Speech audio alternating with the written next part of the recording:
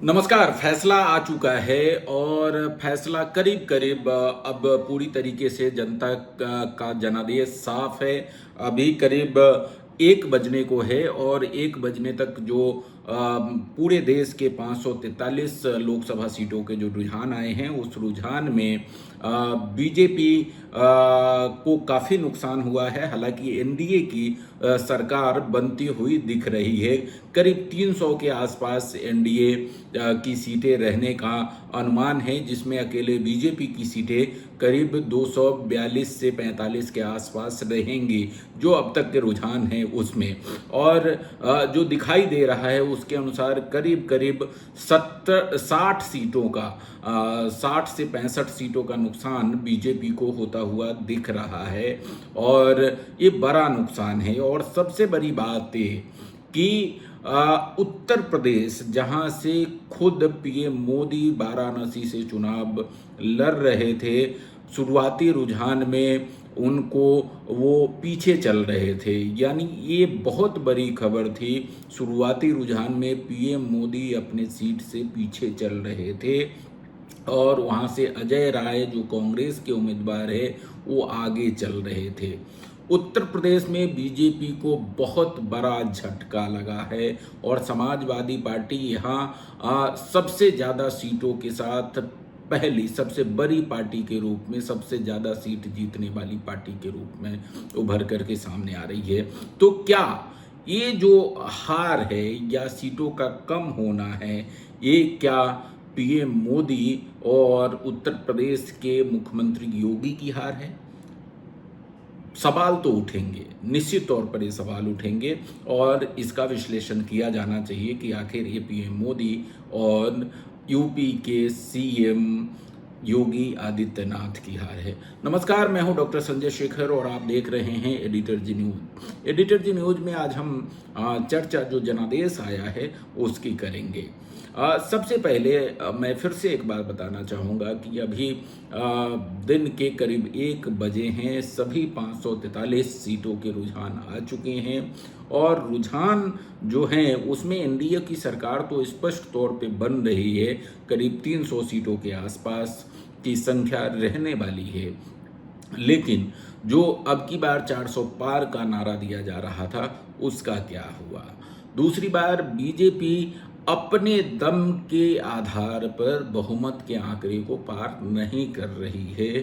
BJP 242 से 45 के आसपास उसकी सीटें रहने जा रही है, जो अब तक के रुझान हैं उसके अनुसार करीब 6 राउंड की गिनती अभी तक हो चुकी है और सभी जो 543 सीटें हैं उसके रुझान सामने आ गए हैं, इलेक्शन कमीशन की तरफ से भी आ गए हैं और उसके आधार पर मैं विश्लेषण करने की कोशिश कर रहा हूं।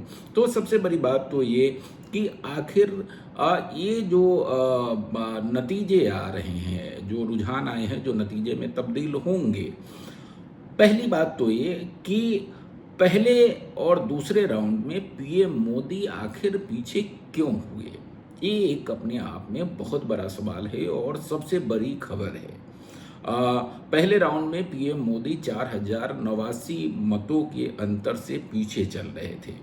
कांग्रेस के उम्मीदवार अजय राय को 18,629 वोट मिले थे, जबकि पीएम नरेंद्र मोदी को 14,540 वोट मिले थे, यानी 4,089 मतों से पीएम मोदी पीछे चले और ये दूसरे राउंड तक भी हुआ और आंकड़ा करीब 11,000 के आसपास तक गया और उसके बाद फिर पीएम मोदी लीड लिए और वो लीड लगातार जारी है, जो कि जाहिर सी बात है जीत में तब्दील होगी। लेकिन जीत में तब्दील होगी ये आश्चर्यजनक नहीं है। आश्चर्यजनक ये है कि आखिर पहले दूसरे राउंड में पीएम मोदी पीछे क्यों चले, क्या कारण था? और अगर पीछे चले तो इस जो पीएम मोदी की जीत होगी उससे बड़ी खबर उनकी 2 राउंड में पीछे चलने की खबर होगी और ये बहुत बड़ी बात है। और जाहिर सी बात है कि राजनीतिक विश्लेषक और विपक्ष तो जाहिर सी बात है इसको पीएम मोदी की हार की तौर पर लगातार उठा रहा है और कहेगा और आने वाले दिनों में भी इसको उस तरीके से प्रचारित करेगा। लेकिन एक राजनीतिक विश्लेषक के तौर पे भी, एक आम आदमी के तौर पे भी, एक सोचने समझने वाले व्यक्ति के तौर पर भी अगर आप देखेंगे तो ये खबर पीएम मोदी की जीत से बड़ी ये होगी कि आखिर 2 राउंड में वो पीछे क्यों हुए, क्योंकि उम्मीदें की जा रही थी और दावे किए जा रहे थे कि पिछली बार करीब 5 लाख मतों से 4 लाख कुछ हज़ार मतों से उनकी जीत हुई थी और इस बार करीब 10 लाख मतों से उनकी जीत होगी। लेकिन शुरुआती रुझानों में उनको पिछड़ना पड़ा। ये बड़ी खबर है। दूसरी बात, पीएम मोदी खुद उत्तर प्रदेश के वाराणसी से चुनाव लड़ते हैं। सबसे ज़्यादा सीटों वाला राज्य है। 80 लोकसभा की सीटें हैं और कहा यह जाता है कि उत्तर प्रदेश से जो जनादेश निकलता है और उत्तर प्रदेश से ही केंद्र की सत्ता का रास्ता निकल करके सामने आता है। यहीं से दिल्ली की राह तय होती है और पीएम मोदी वाराणसी से खुद उम्मीदवार हैं और ये कहा जा रहा था कि इसका असर पूरे उत्तर प्रदेश के 80 सीटों पर होता है। योगी आदित्यनाथ वहाँ के मुख्यमंत्री हैं, लेकिन सबसे करारी हार पूरे देश में अगर कहीं हुई है बीजेपी की तो वो उत्तर प्रदेश में हुई है। तो बीजेपी सरकार बना रही है, एनडीए सरकार में आ रही है, इससे ज़्यादा चर्चा इस बात की होगी कि आखिर उत्तर प्रदेश में इतनी करारी हार बीजेपी की क्यों हुई, इसके कारण क्या है। क्या योगी आदित्यनाथ और पीएम मोदी, जो कि हिंदुत्व के सबसे बड़े चेहरे हैं, जिनके आधार पर चुनाव लड़ा गया, तो क्या हिंदुत्व का ये जो पोस्टर बॉय एक तरीके से कहा जाए देश में, जो 2 सबसे बड़ा पोस्टर बॉय है बीजेपी का, वो अपने ही गृह क्षेत्र में और राम मंदिर जहाँ पर बनाया गया और कहा जा रहा था राम मंदिर का असर पूरे देश में होगा, वहीं पर यानी एक तरीके से कहा जाए हिंदुत्व की प्रयोगशाला पहले तो गुजरात हुआ करती थी, लेकिन इस बार राम मंदिर के बहाने हिंदुत्व की प्रयोगशाला जो है वो उत्तर प्रदेश थी। तो उत्तर प्रदेश में क्या ये हिंदुत्व का एजेंडा फेल हो गया? ये भी एक सवाल है, इसका भी जवाब तलाशा जाना चाहिए। लेकिन इस पर चर्चा करूं इससे पहले मैं आपको बता दूं कि उत्तर प्रदेश के 2019 में स्थिति क्या थी। 2019 में 80 में से कुल 64 सीटें बीजेपी ने जीती थी और बड़ी विक्ट्री थी। लेकिन इस बार क्या हो रहा है, और 64 सीटें बीजेपी ने जीती थी, 10 सीटें बहुजन समाज पार्टी ने जीती थी, 5 सीटें समाजवादी पार्टी ने जीती थी और 1 सीट रायबरेली कांग्रेस के पास थी। इस तरीके से कुल 80 सीटें 2019 का पूरा समीकरण था। 2024 में क्या होने जा रहा है? 2024 में जो अभी तक के आंकड़े निकल करके सामने आ रहे हैं, 5 सीटों वाली समाजवादी पार्टी सबसे बड़ी पार्टी के रूप में करीब 36 सीट जीत करके वहाँ पर सबसे बड़ी पार्टी के रूप में सामने आ रही है। कांग्रेस जिसके पास 1 सीट थी वो 8 सीट जीतने जा रही है, जो अब तक के आंकड़े हैं। और बीजेपी 64 सीट से 33 सीटों पर आ रही है, यानी 29 सीटों का नुकसान हो रहा है। ये जो पूरा समीकरण, जो ये बदलाव हुआ है, जाहिर सी बात है इस पे सवाल उठेंगे और देश के जनमानस में सबसे बड़ा सवाल यही है कि आखिर ये कि हो कैसे गया, इसकी वजह क्या होगी। क्या मैं फिर से वही सवाल दोहराऊंगा, क्या नरेंद्र मोदी और योगी आदित्यनाथ की ये हार है उत्तर प्रदेश में और देश में ये पीएम मोदी की हार है? क्योंकि इस बार बीजेपी चुनाव नहीं लड़ रही थी, इस बार नरेंद्र मोदी चुनाव लड़ रहे थे। आपने देखा पूरे कैंपेन में बीजेपी के राष्ट्रीय अध्यक्ष का चेहरा नहीं था, केवल मोदी जी का चेहरा था, पीएम मोदी का चेहरा था। तो एक स्वाभाविक सवाल ये है और एक स्वाभाविक इसका आंसर भी ये जनमानस में होगा कि जाहिर सी बात है कि पीएम मोदी के चेहरे पर बीजेपी के बरक्स अगर ये चुनाव लड़ा गया तो जाहिर सी बात है कि अगर हार हुई है तो ये हार पीएम मोदी की हार होगी। और उत्तर प्रदेश में इतनी करारी हार हुई है तो केवल अकेले पीएम मोदी की नहीं बल्कि पीएम मोदी के साथ साथ योगी आदित्यनाथ की भी हार होगी। लेकिन हार तो आपने कह दिया कि हार इनकी होगी और हार आपने मान लिया, लेकिन जीत फिर किसकी होगी? अगर एनडीए जीत रही है और बीजेपी करीब 240 प्लस सीटें ला रही है तो ये जीत भी आपको फिर पीएम मोदी के खाते में ही देना पड़ेगा। ठीक है, हार अगर उनकी है तो जीत भी उनकी होगी। अगर हार का ठेकरा उनके सर पे फोड़ेंगे और जीत का श्रेय किसी और को देंगे, संभव नहीं है। तो परिणाम जो भी है, परिणाम ये सच है कि बीजेपी ठीक है बड़ी मार्जिन से जो टारगेट लेके कह रही थी वो टारगेट के साथ नहीं जीत पाई है। बीजेपी का टारगेट था कि 370 सीट अकेले बीजेपी जीतेगी, लेकिन 370 सीट नहीं जीत रही है। 240 प्लस वो हो सकता है, अंतिम आंकड़े में 242 45 हो सकती है। तो इसके आसपास जा रही है एनडीए, 300 के आंकड़े के आसपास जा रही है और स्पष्ट रूप से एनडीए की सरकार बन रही है, इसमें कोई शक नहीं है। तो अगर एनडीए सरकार बना रही है तो इसका श्रेय भी पीएम मोदी को ही जाना चाहिए और पीएम मोदी को इसका श्रेय जाएगा। लेकिन इस सब के बीच में कि ये इस तरह के रिजल्ट आखिर आए क्यों? क्या कारण हो सकता है इस तरह के रिजल्ट आने का? तो पहली बात तो आपको ये मानना पड़ेगा कि इस बार जिस तरीके से इंडिया गठबंधन यूनाइट हुआ और जिस तरीके से एनडीए के खिलाफ और विशेष तौर पर पीएम मोदी के खिलाफ, विशेष तौर पर बीजेपी के खिलाफ जिस तरीके से पूरा विपक्ष यूनाइट हुआ, वो अपने आप में अभूतपूर्व था। और उसने पूरी ताकत के साथ इस बार कोशिश की थी कि बीजेपी को सत्ता से बाहर की जाए। उसके कई सारे कारण हैं। एक कारण तो ये है कि जिस तरीके से पीएम मोदी जितनी सक्षमता के साथ विपक्ष के खिलाफ कार्रवाई कर रहे थे, भ्रष्टाचार का मामला हो चाहे जो भी हो, या एक तरीके से कहा जाए कि विपक्ष को समाप्त करने की दिशा में भी राजनीतिक रूप से जो काम हो रहा था, उससे विपक्ष को ये लग रहा था कि यदि पीएम मोदी इतनी ताकत के साथ मौजूद रहेंगे तो उनके लिए आने वाले दिनों में अपने अस्तित्व को बचा पाना एक बड़े खतरे की तरह होगा, शायद संभव ना हो पाए और उनके लिए बड़ा खतरा महसूस हो जाएगा होगा। और इसलिए पूरे विपक्ष किसी भी सूरत में ये चाह रहा था कि मोदी को कमज़ोर करना है। और जो रिजल्ट दिखा रहा है वो स्पष्ट रूप से दिखा रहा है कि उसमें विपक्ष गठबंधन जो है वो कामयाब हुआ है।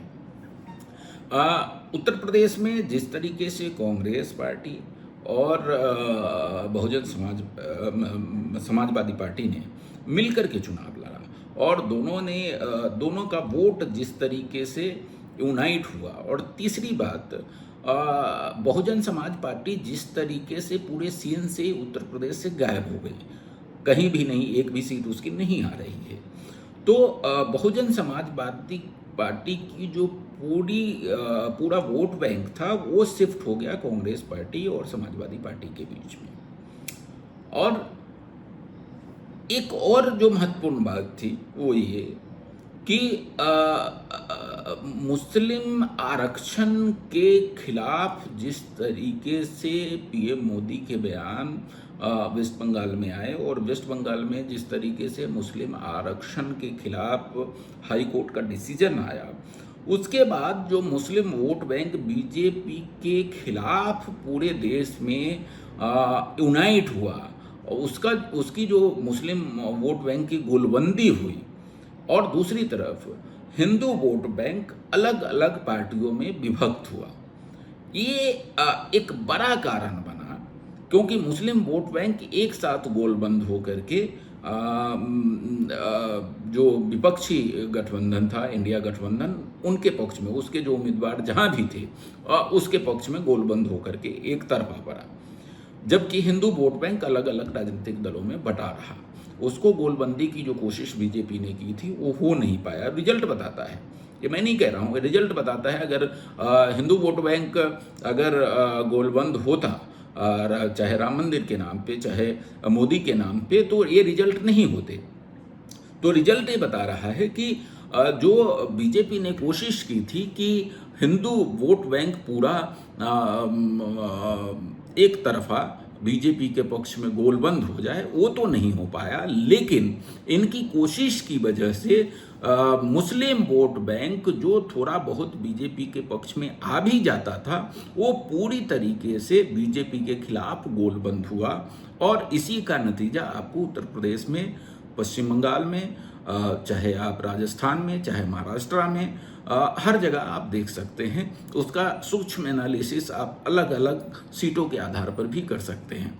तो सबसे बड़ा कारण जो है वो यही रहा कि मुस्लिम वोट बैंक की गोलबंदी नरेंद्र मोदी के खिलाफ, बीजेपी के खिलाफ, एनडीए के खिलाफ हुई, और उसका सीधा सीधा फायदा जो है वो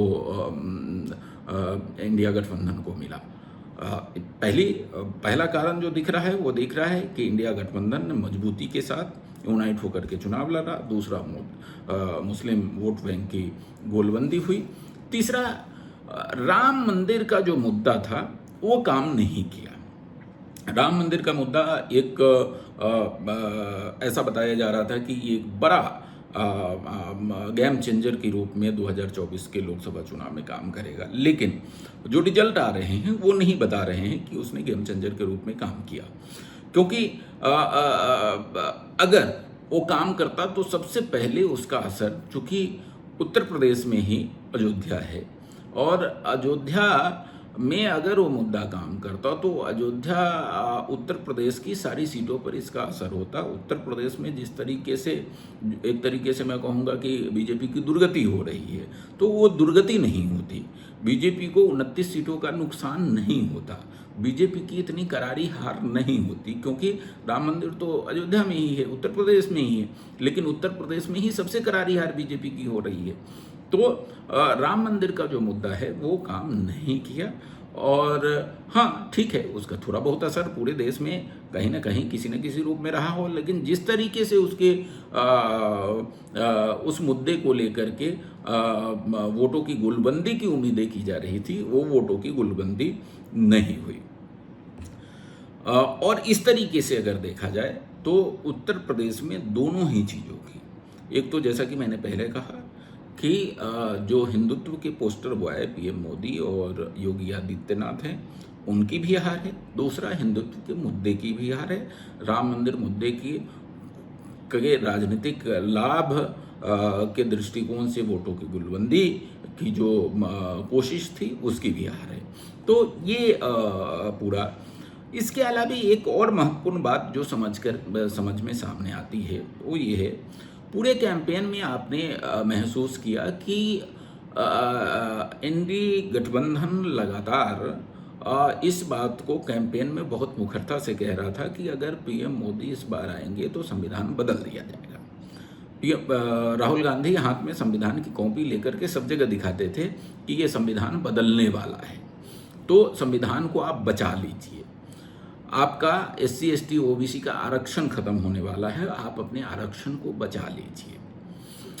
ये एक बड़ा मुद्दा मुझे लगता है कि लोकसभा चुनाव में बना, और इसने असर किया है निचले स्तर पे, क्योंकि खासकर जो ग्रामीण आबादी है, खासकर जो SC ST OBC की आबादी है, जो तुलनात्मक रूप से जहाँ पर राजनीतिक रूप से चेतना में भी थोड़ी सी कमी है, और तुलनात्मक रूप से एक बहुत बड़ा वर्ग उनका शिक्षित भी नहीं है, तो उन पर मुझे लगता है कि ये जो SC ST OBC के आरक्षण खत्म करने का मसला और संविधान को बदलने का जो मसला था, और उसको जिस तरीके से इंडिया गठबंधन ने लोगों तक, नीचे तक ले जा करके और लोगों को बताने का काम किया। ठीक है, बीजेपी कहेगी कि लोगों को दिग्भ्रमित करने का काम किया, लेकिन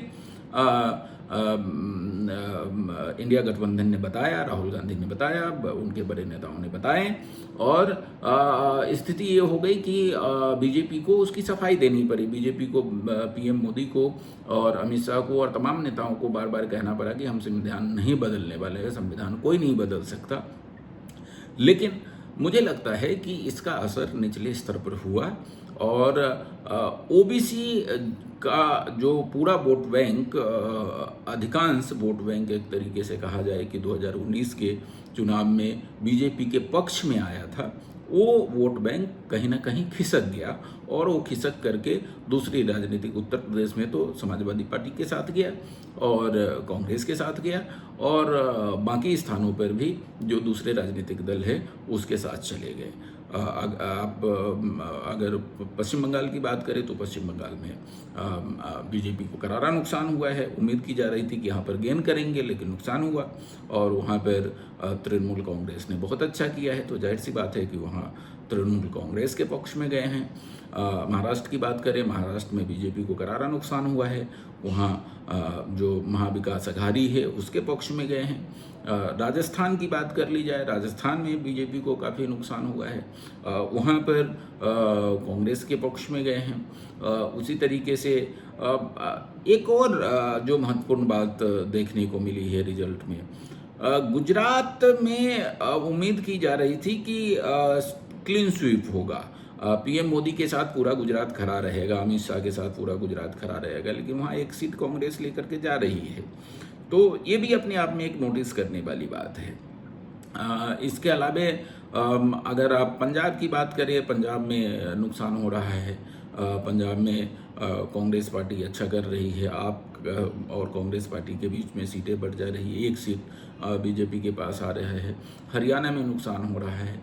तो ये सब जगह नुकसान हो रहे हैं, और इसके पीछे ये कहा जा सकता है कि जो मुस्लिम और ओबीसी, एक तो मुस्लिम वोट बैंकों की गोलबंदी हुई, और ओबीसी को जो पीएम मोदी के साथ जाना चाहिए वो पूरा ओबीसी पीएम मोदी के साथ नहीं गया, SC ST पूरा ओबीसी के साथ, पीएम मोदी के साथ नहीं गया। एक दूसरा, थोड़ा सा आपको इस बात का भी एनालिसिस करना पड़ेगा। राजस्थान जहां बीजेपी की सरकार है अभी, वहां आखिर क्यों ऐसा हुआ कि इतना इस तरीके से नुकसान हुआ। अभी जो आंकड़े आ रहे हैं उसमें करीब 14 सीटें बीजेपी को मिल रही है, 8 सीटें पर कांग्रेस है। तो ये क्यों स्थिति बनी? ये स्थिति क्या इस वजह बनी क्योंकि वहाँ पर वसुंधरा राजे को और बीजेपी के जो तमाम छत्रप थे उनको किनारे करके वहाँ नया नेतृत्व उभारा गया है। लेकिन ये समीकरण आपका मध्य प्रदेश में ध्वस्त हो जाता है, क्योंकि मध्य प्रदेश में 29 को 29 सीटें बीजेपी जीत रही है। लेकिन जानने वाले जो मध्य प्रदेश के राजनीति को बहुत करीब से जानते हैं, वो ये नहीं कह सकते कि ये केवल नरेंद्र मोदी या वहाँ के मुख्यमंत्री मोहन यादव की जीत है। जो राजनीति को करीब से जानते हैं वो जानते हैं कि ये वहाँ पर पूर्व मुख्यमंत्री शिवराज सिंह के द्वारा जो बीजेपी को बनाया गया है पिछले 15-17 साल में, उसकी जीत है। इसका श्रेय से आप शिवराज सिंह चौहान को वंचित नहीं कर सकते हैं। ठीक है, बीजेपी वाले उनको ना दे, लेकिन शिवराज सिंह चौहान को इसका श्रेय जाना चाहिए। छत्तीसगढ़ की बात करें तो छत्तीसगढ़ में जो सीटें आ रही हैं, छत्तीसगढ़ में जो अभी आंकड़े हैं 11 में से 10 सीटें, संभव है कि 11 की 11 हो जाए। ये सीटें अगर आ रही है तो ये जो है बीजेपी का यहाँ जो अपना कैडर वोट बैंक है, और तमाम यहाँ एक संगठित नेतृत्व जो बीजेपी का है, सामूहिक नेतृत्व जिसको कहेंगे, उसकी जीत है। और छत्तीसगढ़ में तो निश्चित तौर पर पीएम मोदी का भी नाम है, उनके नाम पर भी वोट पड़ा है, देश के अन्य हिस्सों में भी पड़ा है, तो उसकी जीत है। ये एक विषय रहा। इसके अलावा क्या चीज़ें थी? एक और बड़ा कारण था कि जिस तरीके से राजपूत वोट बैंक बीजेपी से नाराज हुआ इस बार गुजरात की घटना को लेकर के, और उसकी हवा पूरे गुजरात से आगे बढ़ते हुए उत्तर प्रदेश और राजस्थान और पूरे देश में पहुंची। उसका भी असर है, इस बात से इनकार नहीं किया जा सकता। बीजेपी ने उसको हल्के में लिया, लेकिन ये एक बड़ा कारण था जो कि मुझे लगता है कि उसने भी नुकसान किया है। इसके अलावा एक बड़ा कारण मुझे लगता है ये भी है कि जो इंडिया गठबंधन की तरफ से और खासकर कांग्रेस की तरफ से जो गारंटी दी गई, और उस गारंटी में महिलाओं को 1 लाख रुपया सालाना देने की, और राहुल सब जगह कहते थे कि हमारी सरकार बनेगी और खटाखट रुपए आने शुरू हो जाएंगे अकाउंट में, तो उसका भी असर है। जो ग्रामीण इलाकों की महिलाएं, हम जब गांव-गांव में जा रहे थे तो ग्रामीण इलाके के जो मतदाता है उस पर उसका प्रभाव था, और वो मुझे लगता है कि वो अच्छा काम किया है। दूसरा, उत्तर प्रदेश में बेरोजगारी का मुद्दा जो है वो एक बड़ा मुद्दा की तरह था। मैं वाराणसी गया था और बाकी इलाकों में गया था। लोग वहाँ बेरोजगारी से परेशान हैं, और बेरोजगारी को एक बड़े मुद्दे की तरह वहाँ पर लिया गया था। नौकरी नहीं मिल रही है, ये एक बड़ा मुद्दा था। तो मुझे लगता है कि ये भी मुद्दा एक बड़े मुद्दे के तौर पर काम किया है, और लोगों ने इसके आधार पर मतदान किया है। तो कुल मिलाकर के जो ये रिजल्ट आया है, ये रिजल्ट निश्चित तौर पे, चूँकि पीएम मोदी खुद उनके चेहरे पर बीजेपी ने पूरा कैंपेन किया था, एनडीए ने बल्कि पूरे उनके चेहरे पर कैंपेन किया था, उन्हीं का चेहरा था। तो पूरे कैंपेन में आपने देखा कि इवन जेपी नड्डा की तस्वीरें भी नहीं होती थी, पीएम मोदी की ही तस्वीरें होती थी। उत्तर प्रदेश में योगी आदित्यनाथ जैसे मुख्यमंत्री हैं, हिंदुत्व के पोस्टर वो आए हैं, लेकिन वहाँ पर करारी हार हुई है। तो जाहिर सी बात है कि हार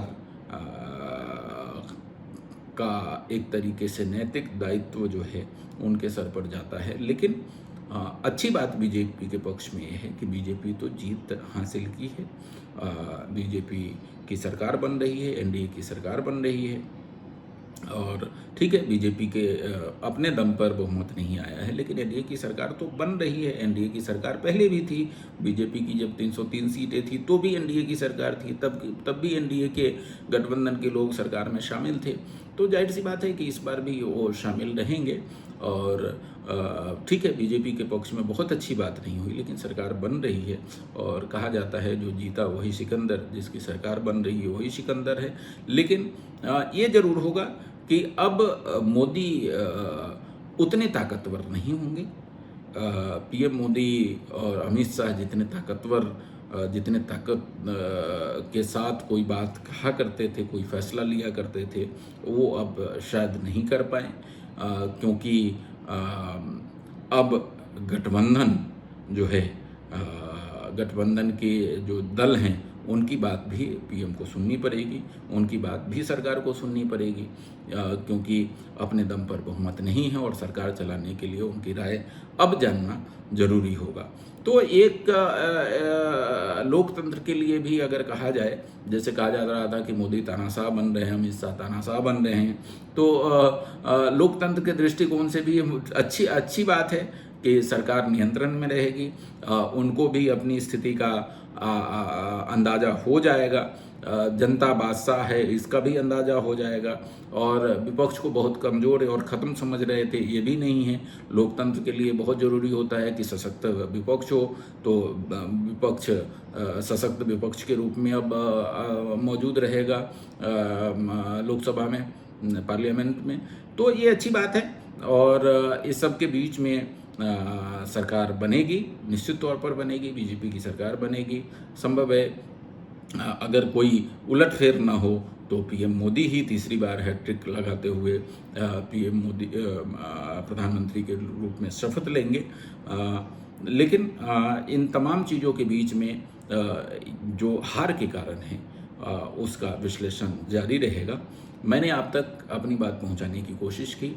मेरी बातें और मेरा विश्लेषण आपको कैसा लगा, मुझे कमेंट बॉक्स में ज़रूर बताइएगा, और आपको अगर आप हमारे इस विश्लेषण से सहमत हैं तो हमारे इस वीडियो को लाइक करें, इसको शेयर करें, और यदि अब तक हमारा चैनल आपने सब्सक्राइब नहीं किया है तो इसे ज़रूर सब्सक्राइब कर लें, ताकि हमारा विश्लेषण, हमारे वीडियो आप तक पहुंचते रहें। अगली बार किसी अन्य विषय के साथ मैं आपके सामने हाजिर होऊंगा। तब तक के लिए मुझे इजाज़त दीजिए। नमस्कार।